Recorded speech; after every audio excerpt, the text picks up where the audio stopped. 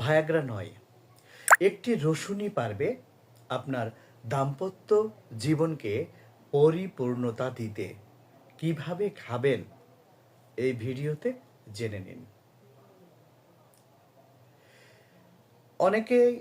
অনেকে দেখা যায় যে অতিরিক্ত মাত্রায় শারীরিক মেলামেশা করার ফলে শুক্র স্বল্পতা দেখা দেয়, অর্থাৎ শুক্রাণুর মাত্রা কমে যায় এবং এই যে সেমেন বা বীর্য পাতলা হয়ে যায়। আপনার শরীরের যদি শুক্রাণুর মাত্রা কমে যায় তবে আপনি অনেক সময় সন্তান জন্ম দিতে অক্ষম হতে পারেন।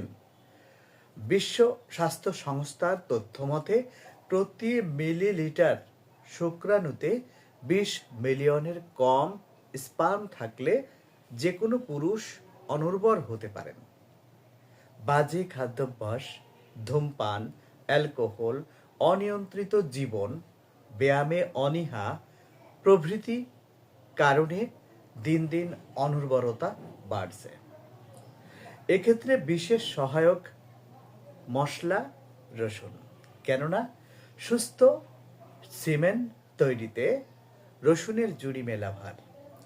যৌন অক্ষমতার ক্ষেত্রে রসুন খুব ভালো ফল দিয়ে থাকে।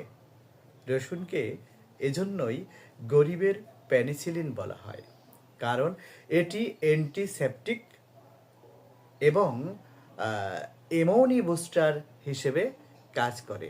আর এটি অতি সহজলভ্য সবজি, যা আমরা প্রায়ই প্রতিনিয়ত খাদ্য হিসেবে গ্রহণ করি। আপনার যৌন ইচ্ছা ফিরে আনার ক্ষেত্রে এর ব্যবহার খুবই কার্যকরী।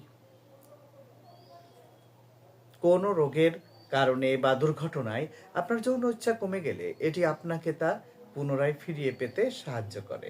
এছাড়া যদি কোনো ব্যক্তির যৌন ইচ্ছা খুব বেশি হয় বা তা মাত্রাতিরিক্ত হয়, যার অত্যধিক প্রয়োগ তার নার্ভাস সিস্টেমের ক্ষতি করতে পারে, এমন ক্ষেত্রেও রসুন খুব কার্যকরী। এখন এটা কিভাবে সেবন করতে হবে, তাই নয় কি? প্রতিদিন নিয়ম করে কয়েক কোয়া কাঁচা রসুন খেলে শরীরের যৌবন দীর্ঘস্থায়ী হয়। যারা পড়ন্ত যৌবনে চলে গিয়েছেন তারা প্রতিদিন 2 কোয়া রসুন খাঁটি গাওয়া ঘি অর্থাৎ খাঁটি ঘিয়ে এক কথা ভেজে মাখন মাখিয়ে খেতে পারেন। তবে খাওয়ার শেষে একটু গরম পানি বা দুধ খাওয়া উচিত, এতে ভালো ফল পাবেন। যদি তা না সম্ভব হয় মধু দিয়ে খাবেন। যৌবন রক্ষার জন্য রসুন অন্যভাবেও খাওয়া যায়।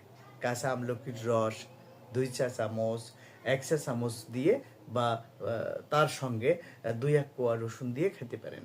এতে স্ত্রী পুরুষ উভয়ের যৌবন দীর্ঘস্থায়ী হয়। এখন একটা ব্যাপার আছে, সাবধানতা।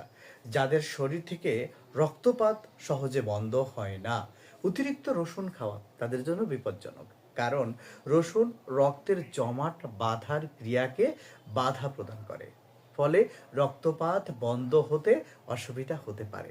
তাছাড়া অতিরিক্ত রসুন শরীরে অ্যালার্জি ঘটাতে পারে। এসব ক্ষেত্রে অতিরিক্ত রসুন না খাওয়াই উত্তম। রসুন খাওয়ার ফলে পাকস্থলীতে অস্বস্তি বোধ করলে রসুন খাওয়া বন্ধ রাখুন। আর শিশুকে দুগ্ধদানকারী মায়েদের রসুন না খাওয়াই ভালো। আশা করি বুঝতে পেরেছেন। ভালো থাকবেন, সুস্থ থাকবেন। আজকের ছোট্ট পরামর্শ এ পর্যন্ত। আল্লাহ হাফেজ।